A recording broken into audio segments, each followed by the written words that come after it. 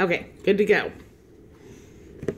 Where do you want me to start? Right where you stopped. Right where he was the ops officer. Kelly was the ops officer when Burpee was sort of fired. Okay. Or released or something, whatever we call it, fired. Right. Hilliard became the commander, and he was just a major at that time. He became lieutenant colonel right away, and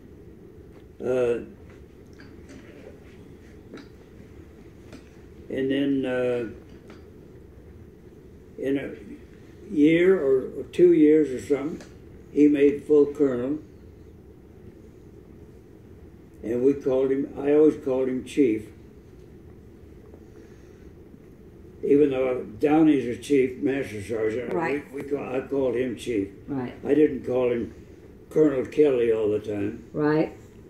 I just called him chief. That was protocol, I guess you'd say. Refer to him by his rank instead of his name. Mm-hmm. Okay. Include his rank with his name. Last name, not first name. Right. Hilliard. We didn't call him Hilliard at all. Yeah. Okay. When he was the ops officer, we called him Hilliard. We probably dared you to call him Hilliard. Hilliard Kelly was his name.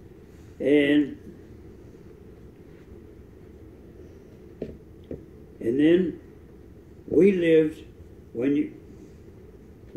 I went home, left the car over there, and I got an airplane ride to Ellington.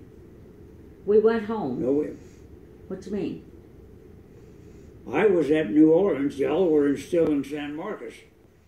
Oh, okay, okay. We're not. Now I got to Luling, and Mother. How did I get to Luling? I don't remember. I must have got a ride to Luling with somebody. Anyway, Mother came over, and y'all came over from San Marcos to Luling, which is through the Lockhart area and down to Luling. Okay. In the Nash Rambler. The pink and white Ford is at New Orleans. Okay. A Rambler. We had a Nash Rambler. A Rambler. That's what I learned to drive in, basically. We became a two-car family while we were at San Marcos. We had a Rambler. We were not a one-car family. We were a two-car family now. Wow, you're really rolling in the dough. Speaking of, what was your pay by now? And your grade? When I took the job at New Orleans, I was at GS 11. 11? Wow. 11. I went to 12 pretty quick. I got to GS 13, step 8, when I finally left New Orleans. So I was making over 20 grand somewhere, Went from $23,000 or $4,000 a year. Boy, really in the chips. Right, I'm telling you. When we went to San Marcos, that was really in the chips. We started making money then. That was $500 a month. Oh, wow. Man. $500 a month. Buy a lot of beans with that. When I finished instructor school, being an instructor in the aircraft, which was, I was the biggest part of a month doing that. And then I went to work as an instructor, got students and everything else. My pay went up $50 for some reason. I don't remember why. Anyway, we were $550 a month. Wow. When we went to New Orleans and I got that job over there, we're making $750 a month. Plus my reserve pay of unit training assemblies and once a month, weekend a month out there. That was, at that time, that was bringing in another $150 or $200 a month. Wow. And that got up to, at the end of my work at New Orleans, it got up to where my UTA check was well towards $700 a month. Wow. So you were making how much total? 8. Well, I'm up to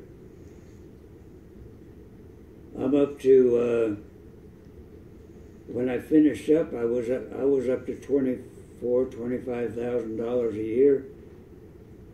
GS13 step 8, and I was up in the 30s, 30 grand a year. 30 grand. Wow. $15 an hour back then, Yeah. Gramps. Oh yeah. Wow. And we're really in the chips. We even got a bank account. Oh. Oh, wow. We're not going from paycheck to paycheck. Well, that even started when we got to San Marcos. We started Yeah. where we got 2-car family, and all And a that bank stuff. account. And And air conditioning, we got our first TV, didn't we? that was in 1951 when we first got our first TV set. When we moved. To San Marcos, huh? No. We were Oh. on Adrian Drive in San Antonio. Well, we got our first TV. That's when we got the first TV set. That was that blonde Yeah, one? what kind No, was we it? had that unit in 1949. What kind was it? Zenith. A 17-inch black and white. Cost $400. Was it on that stand, that swivel? Yeah. We got that in 49? Yeah, that was because we had it on Adrian Drive when we had it in Stinson Field when we were in that low cost rental. Yeah. We bought the house and we had that unit then. We passed right by that. We didn't even get. When did we move to Stinson Field? What year? That was in the early 50s. The early 50s. Was Donnie born? Donnie was. Yeah, Donnie was born. Donnie was born. Sandra was born. Yeah. And by then, y'all knew she had a major problem. Yeah. Okay. And how long did we live at Stinson Field?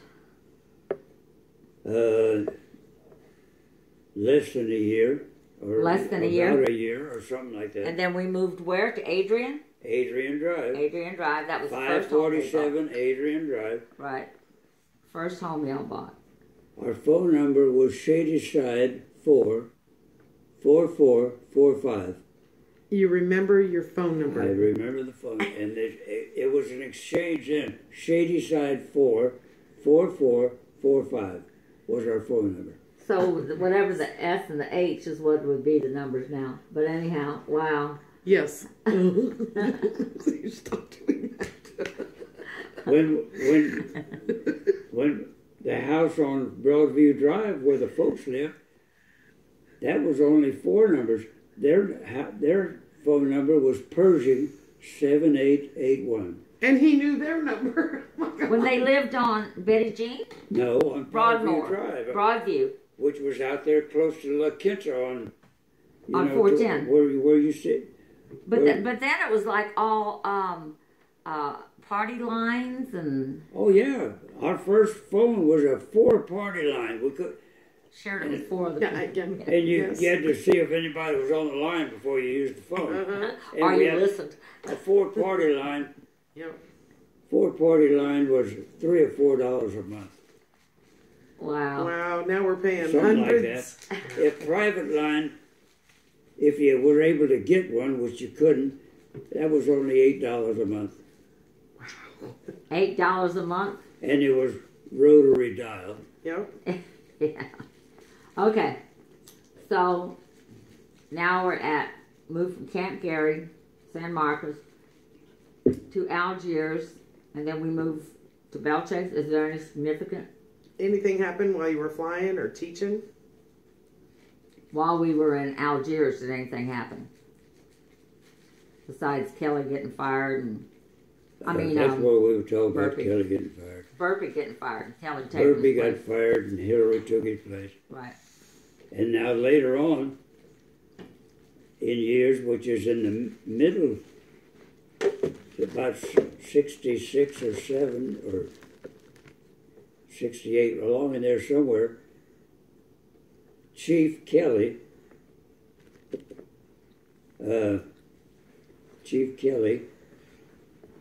had a general. We had a general there at the base that was just looking at inspecting the unit. Kelly told him, "Get off of my base, get out of here." Really? Just threw him off. He told him, he irritated Kelly so bad, he told him, "You get the hell off my base." Oh. He called it his base. It was the Naval Air Station.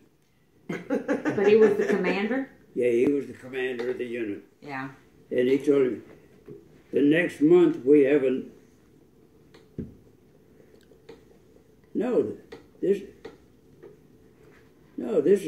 we're already in, when that happened, we were already in C-130s.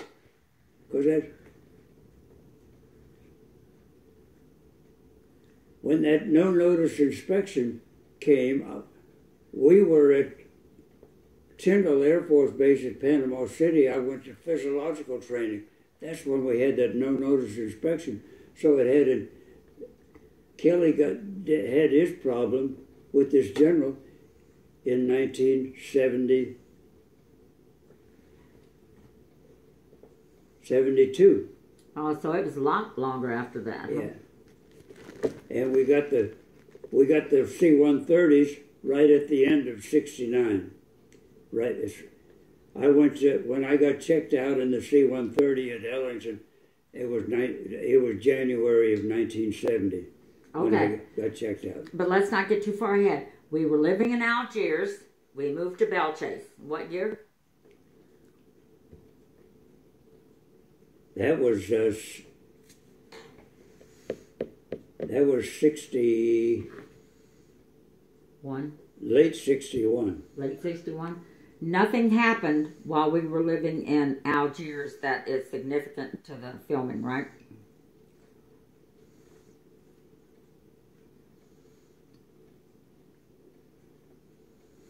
No. No? Okay. Nothing except flying the airplanes and... Right, but I mean, no accidents. Beef and burgundy night at the club and all that jazz. That's not significant for the filming. Yes, it is. No, that's the good stuff. Beef and burgundy, huh? So we moved to Belchase. Uh-huh. Okay. Well, we rented a house from Burmaster. Okay. Remember? Yeah. I forget his first name, but Burmaster was we rented the house from him. He had the 2 houses across the street, which was the only 2 houses on Bayhigh Street at that time. Right, right. The only 2 houses there. And we rented the first one. That house rented for $110 a month. $110 a month. And I couldn't understand how we were going to pay $110 a month for renting on a house. But you were rolling in the dough. Yeah, you were in the chips. And okay, go ahead.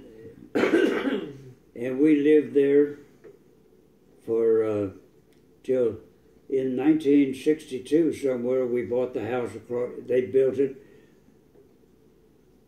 And I paid $21,000 for that house. Across the street, 2-story house. 2-story house, 2 baths. $21,000. And 1-car garage, though. Oh, and, well. And the move, that was the toughest move we ever made, was just across the street. Was just... That's right. You could look out our front door of the rental house into the front door of the house across the street, and that's the one we bought. Oh, wow. Okay, now, The house cost me, I had a boat at that time. I had just bought a boat. It was at, I forget the name of the boat, but anyway, it had a Scott Atwater engine on the back, a 60 horse, 3 cylinders, 60 horse engine. And the boat, I think, was glass-drawn, but no, that boat's later on was glass-drawn. I don't remember the name of the boat. anyway, we had that. It was a 17-foot boat or something like that. And to get into that new house across the street, I gave him that boat. You gave him that boat? I gave him and he took it. He took it. for the money to move into the house. You had to come up with some. That was a GI Bill of Rights. This house, I got a GI loan on the house, and it had to have $500 or $600 or $700 to move into the house or something like that. I gave him that boat for my down payment to get in the house. Awesome. Wow. Yeah. Now try that today. Yeah. Now the payments on that house was $129 a month. Man, that was really miserable. $129 a month for that house.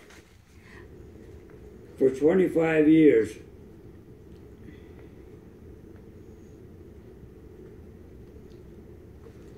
Okay, I want to say something before we get started. We moved in Plaquemines Parish. Plaquemines Parish was way south in Louisiana. If you go all the way down south, it goes to the mouth of the river. It was an historical time that we lived there, but of course we didn't know it at the time. And Judge Leander Perez was the head honcho in the parish. The Hotel November. Oh, head honcho. No. It's a Hotel November. I know. Thanks. Okay. Hotel H was the phonetic alphabet. You didn't say just H when you spelled something on the radio. You said hotel. That was H. Yes. We have like 180 people in the room. Okay. All right. So, anyhow, Judge Perez, integration, we were the last parish, I think, in the country to be integrated. Okay? And because Leander Perez was such a prejudiced person, he didn't like the military in there. They told me in my junior year of high school that the military, they told the family, kids were no longer going to be able to go to school there because the military associated with black people, so they wouldn't let the military kids go to school. Okay? Something changed that. I don't know what changed it. But then we were able to go to school. One time I wrote a paper in my class about sympathizing with slaves in those days. I was called to the office. Okay? And asked why I would write such a paper. Okay? And right after that is when they brought out the thing about we can't go to school. Okay, because the military, okay. Betsy came by. The Hurricane Betsy came by. Now, they had made it a rule to where military could not go into restaurants, grocery stores. With a uniform on. Right, I know that. With the uniform on. They had to take off their shirt, their belt, and their shoes in order to go in there. Okay? And and then when Hurricane Betsy came through, the Coast Guard came to town and was cleaning up the parish because it was a mess. And they were there working their butts off 24 hours a day, and they couldn't go in and eat anywhere unless they took off their shirts and their belts and their shoes.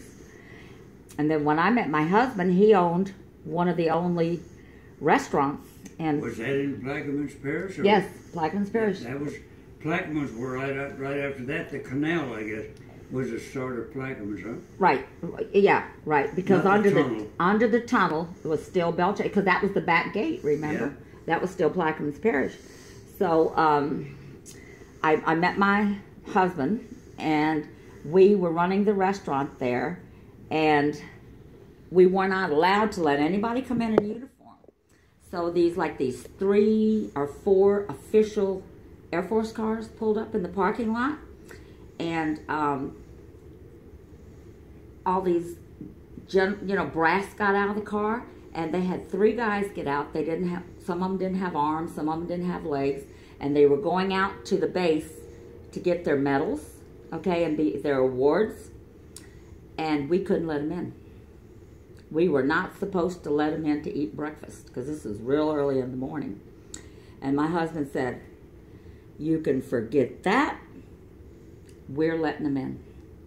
We let them in. We fed them the best breakfast, didn't charge them anything, fed them.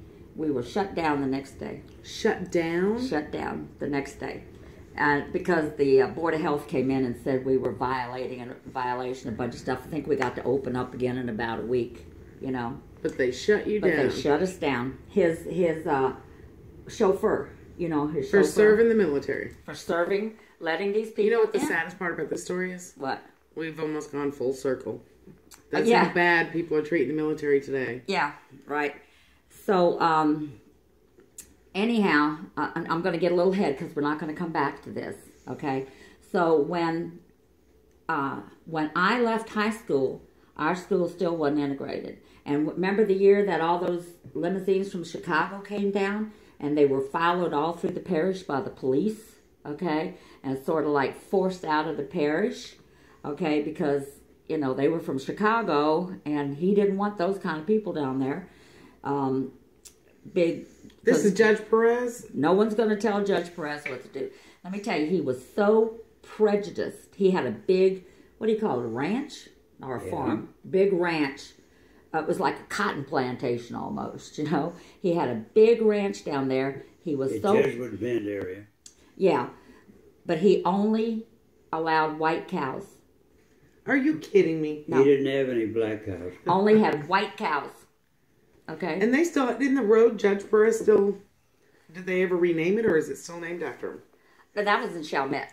What is it still named It's after? still Judge Perez. Still Judge Perez. Okay, Okay. wow. And then when he died, okay, see, there were a lot of black people that lived in the parish, but they lived, what was the name of that area where they lived? They could only live in one section.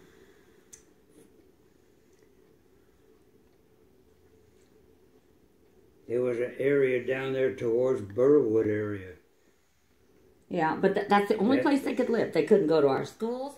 They couldn't live outside of that area or nothing, okay? But there were no homeless or nothing. He took care of them. Still. I know, but they better mind.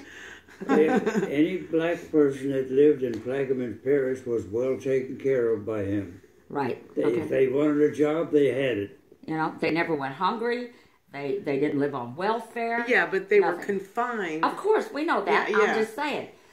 The reason I'm telling you that for a reason, because when Judge Perez died, okay, and he had this huge procession that went through the parish, all the black people from that area were behind the procession, crying and wailing and what's going to happen to us now and all that kind of stuff, because they had the mentality of the slaves when they were freed. Like they were scared. What's going to happen to me now? I have a home. I have food. My kids are taken care of. Everybody's taken care of. And they wailed and wailed, So finally they were forced into integration, and Belle Chase High School was handed over to the public. They built a private school down in the lake something. Down south, down river. Yeah, not too far past. Toward Jesuit Bend. Yeah, not too far past Belle Chase, okay? If you were white, the tuition was free. It was called a private school. If you were black, it was some kind of outrageous tuition, okay? So they still kept it white. And the other school was handed over, okay? But before they handed over, they took all the desks, all the books, everything, put it in the yard in front of the school and burnt everything. And then they handed out this gutted school to the public, And if you Google Plaquemine's Parish, you will see all that on there, okay? Because we had no idea we were living through history then, And nobody could own businesses there. There were no McDonald's, no Woolco, no Woolworths, no no swagmans. Everything had to be owned by the people that lived in the parish, because he did not want any of his money going out of the parish. So you couldn't, we had no churches, no nothing. Okay, it was all privately owned. Okay, so nobody could come in with any business. We had a Catholic church right across the street from Belcher's. That's a church, Dad. Yeah, that's what you said. Churches. She's probably talking about the chicken place. Church is chicken. Oh, Church is chicken. Okay, Yeah. I'm with you. The first we had a Popeyes church right across the street. was in Chalmette. Was in Chalmette, but Yeah. that's not Plaquemines. No, but I'm just saying. Yeah. It's Okay. in that area. And So where'd we leave off at? well, wait a minute. Let me tell you one more thing. In high school, when we had dances and everything, we were not allowed to date anyone out of our parish. If boys, How did they control that? because if they didn't live in the parish, they couldn't come into the dance. Okay, now But you could date them. You just couldn't bring them you to could the date dance. them, but you could not bring them into Okay, the parish. okay. We had all our proms in the auditorium. We had all our carnival balls. We didn't have them in hotels. They were all in the school auditorium. You could not bring anyone that didn't go to the school, okay, to our dances in the auditorium during the summer. We couldn't bring anybody that lived out of the parish, okay.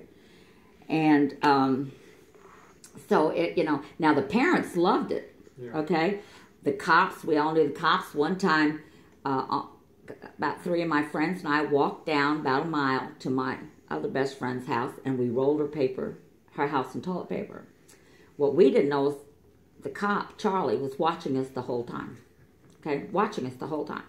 We're on our way home, okay, and he pulls up alongside of us, and we're like, okay, and he says, "Get in," okay. So we all got in the car. Okay, and we're like, "Please take us to jail. Don't take us home. Take us to jail. We don't want to go home." Because this was like 1 or 2 o'clock in the morning, okay, I guess. And so what he did, he pulled, where Bahi Street was, and then there was a street on each side. He turned off his lights, turned down the street, and dropped us off and watched us till we got back in my house, because we were all spending the night at my house, and watched us till we got in the house.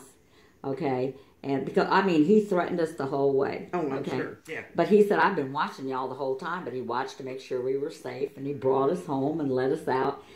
So that's the kind of parish it was. But anyhow, I just wanted to get that said because it is so significant to the story. It really is. Judge Perez parked in front of our house when he went to church Yeah. Wow. on Bay High Street. The Catholic Church was directly across the street from Bay High Street. And that's another story about that preacher. He used to take the women and bless them behind the levee. Father Frank. He called it blessing Blessing. behind the He levee. got Huh? caught one time and he said he was just blessing her. Blessing her? Yeah, that's Father Frank was his name. I will keep this clean and not respond. Right. But,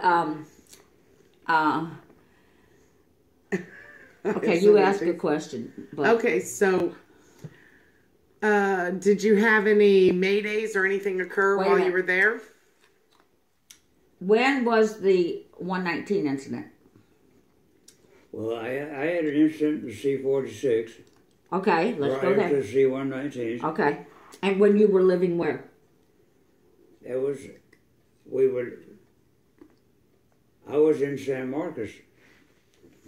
I would drive to Brooks Air Force Base to fly the aircraft and have my unit training assemblies and have my flying at the unit. They call it ATPs, additional training periods. Okay. And I'd go to Brooks. I'd drive to Brooks in the pink and white Ford. Right, okay. First I'm hearing And this. Bill Wolf and I were together in the aircraft. We're flying C-46s.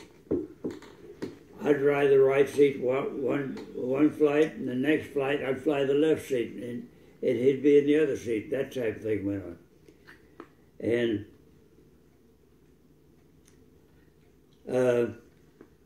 we put the gear down for landing, and we only get 2 green lights. One green light, because we had a tail wheel that didn't retract. We only had 2 green lights for gear down. we only had one green light come on, meaning the other gear didn't come down and locked in position. And when we'd look out at the gear, we could see it move. So you know it wasn't locked. Knew it wasn't locked in the down position. And we're flying around in the pattern, and we come around and we raise the gear and we put it down again. And on final approach, which is about 5 miles from within 3 to 5 miles from the runway, that green light came on.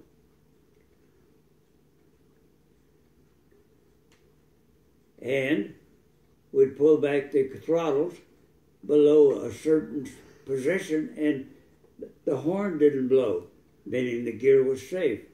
If the horn blew, the gear wasn't safe.